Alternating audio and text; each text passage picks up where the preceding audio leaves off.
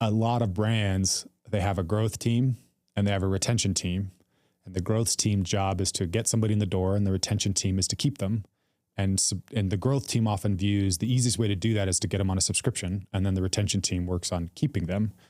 And great brands will like have those teams communicate, but the best brands like look at a entire like cohesive strategy for how they're acquiring stuff. Like if you look at a brand like Grüns, right? Like they didn't just grow to that size because they were great at paid media. They grew to that size because they were disciplined on their CAC to LTV ratio.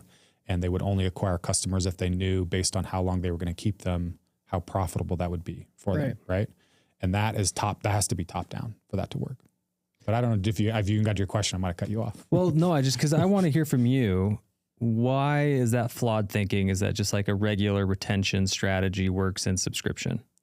And why do we find these leaky buckets that are different than just regular retention marketing? Yeah, I do think because a lot of people think about it as kind of like a two-step process, or, I mean, the analogy that I love to use is just like a gym, because I think most people have had a gym membership at one point in their life, but it's like gyms are really just obsessed with getting you in the door. And that's all they really care about. And they make it really, really hard to cancel. That's their entire like membership strategy. And yes, sometimes they might work on equipment or other things, but like the truth is like how you acquire somebody directly impacts whether they stay or not.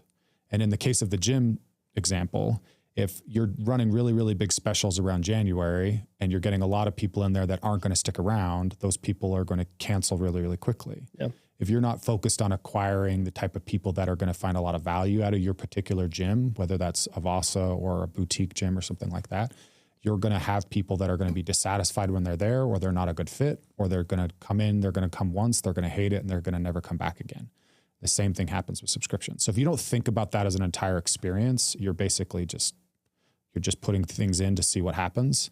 And then the only real mechanism you're left with at that point is like discounting or trying to make it harder or trickier to cancel, or you're going to give away the farm to try to keep somebody maybe for one more order that isn't going to be profitable for you either. So you lose a lot of tools if you just dump people in a retention bucket and hope that they'll stay.